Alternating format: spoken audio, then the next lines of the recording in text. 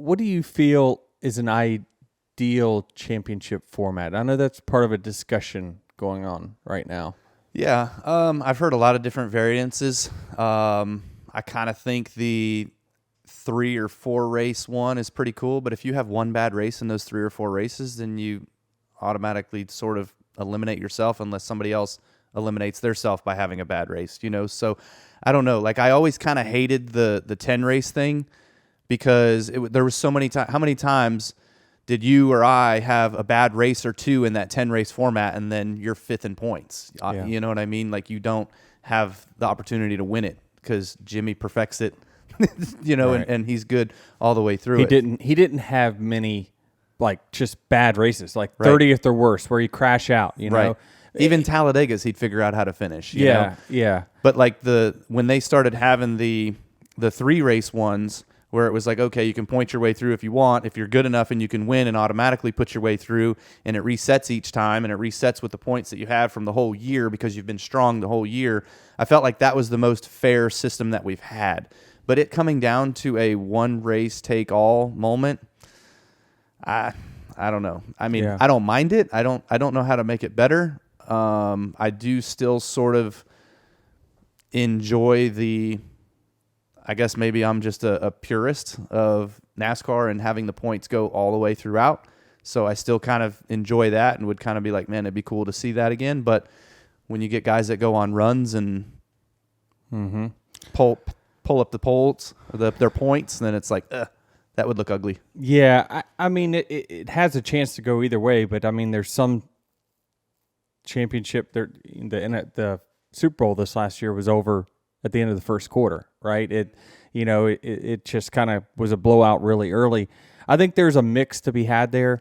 I believe, that I think that I'm okay with the elimination every 3 races as long as those who perform well during the regular season have a far enough jump and head start. So, in other words, Kyle Larson this weekend getting just 5 bonus points for winning the race.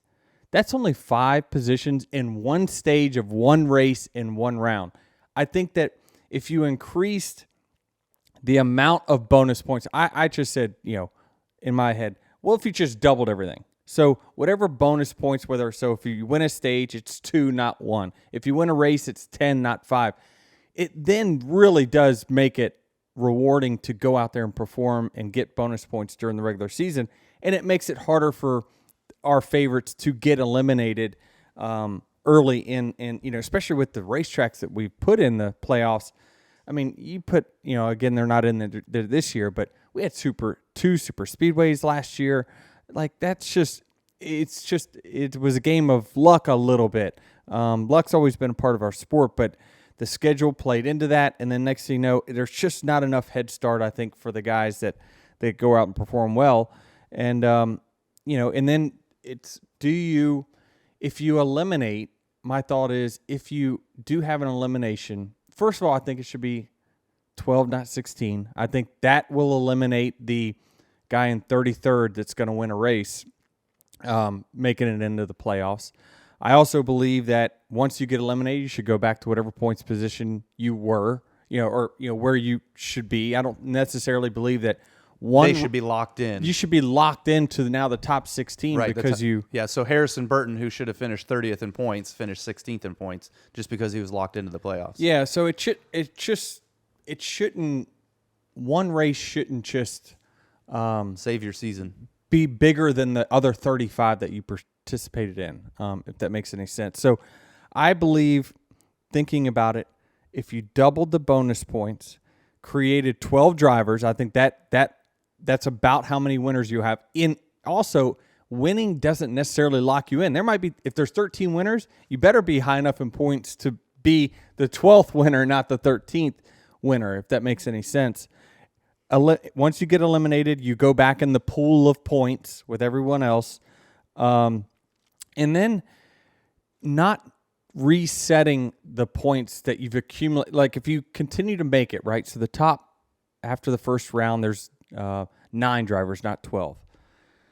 Whatever points they accumulate in the first round, why does it keep getting reset? Like, you don't keep resetting the score and anything else. So why can't they just keep where they are. So, and then you just keep chopping off that bottom 4 every 3 races or whatever it might be. Or, if it's 12 drivers, maybe it's only 3 drivers that get eliminated each round. But just keep chopping off the bottom 3 to where it is essentially the original chase format where it's 10 weeks, except for the final round, which I hope would be a championship round of 3 races. I agree with you that. Are you still a win and you move on guy? No. But I think that winning would pay so many points that it'll jump you back. It really jumps you back up there. So you just want to chop off the bottom. Just keep chopping off the bottom, right? Don't reset the points every round. Just keep chopping off the bottom, and whoever's there is there. That's what we should do at the All-Star race. Yeah, I like that. Whoever's the last 1 or 2 every 5 laps. Hey, if you're last, you're out. That'd be pretty awesome, actually. Why do we need more gimmicks? Can we move on? We don't. I just, it's tough because you want to create the fairest format, but you do need to make it exciting. I know that TV has said many times that they just, the elimination works for them. I'm just, can you make winning pay enough points to where it's, 70 points for a win, regular season. So it really moves you up and really rewards you, but it doesn't lock you into, it doesn't guarantee you anything. It just it's a big day for you. So, Jared, where do you stand? I kind of agree with that. I don't necessarily like the full season points. Like you had mentioned, being a purist, just because you look at the standings now, right? Like you blow an engine last week, transmission goes out, and you need a Hail Mary to have any chance of catching Larson, if that was the point format. Yeah, but there's 25 races to go. A lot of weeks left. He's going to wreck himself somewhere. Yeah. Well, I don't know. The points format as it is, but keeps he could it also interesting. race himself differently. He can Matt Kenseth it now the rest of the year and just literally 5th to 10th it all the time and win the thing. Yeah. So people race differently in different situations. Yes. It doesn't matter what point scenario thing you have. Like people will say, well, Jeff Gordon would be a 5-time champion or a 6-time champion or whatever if it was the old system.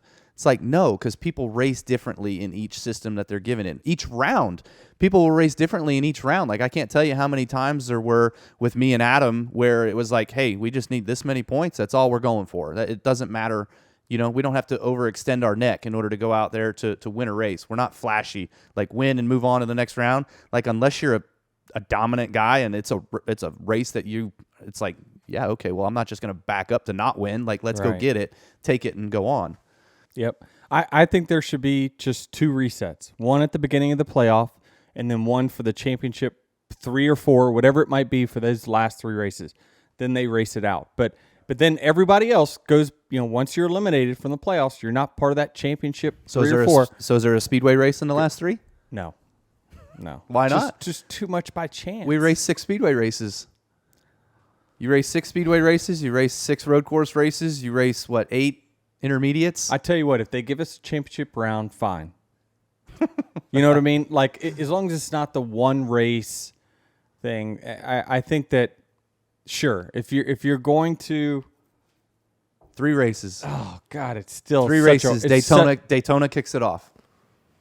I mean, in this car, only one car wrecks out of a super speedway anymore. So like Daytona, Texas, Homestead to finish the season. Instead of stages being predictable, if it was okay, hey, Kansas, for instance, we had a caution, lap 8? Yep. Let's say the caution's lap 15. Who cares? Caution's at lap 15. Well, we know the caution's coming at 80 right now today, correct? Well, instead, why don't we make it 75 green flag laps, consecutive green flag laps? You have to go 75 consecutive green flag laps. Does that ever change? So the state, I see. So you're saying that the stages they move based off of green flag running. You can pay points if you want to pay points on a lap 80 number, but a caution isn't going to fall until you go, and it changes per track, right? So like speedway racing would be perfect for this. The floating yellow, it's kind of like the Truck Series had that time clock thing. They did, yeah. So, I mean, we got rid of that, so I don't know, but it's the consecutive lap thing for me. Like, why are we going back green at a Texas or anywhere for a 2-lap shootout? to end a stage? Why Right. do we have to do that? Yeah, we just spent 20 minutes under caution. We just spent 20 minutes under Now yellow, we're- so now we're going to spend another 20 minutes under Yeah. yellow. Why don't we just run 75 consecutive green here, or 80 or 90 or whatever it needs to be? You know, it changes per track that you go to. That's a thought. It's definitely a thought for sure. It's the short track rule. Yeah. That's what short tracks do. That's what late model racers do. It's almost like a promoter's yellow, only it you don't know necessarily when it's coming. It could Well, you it could varies the strategies then. Yeah. Right? Like, hey, I got 15 laps on my tires. Do I stay out and am I just going to split the next 75 laps in half, or do I pit now and am I going to run it all the way out? I got news for you guys. All-Star Race has a promoter's yellow.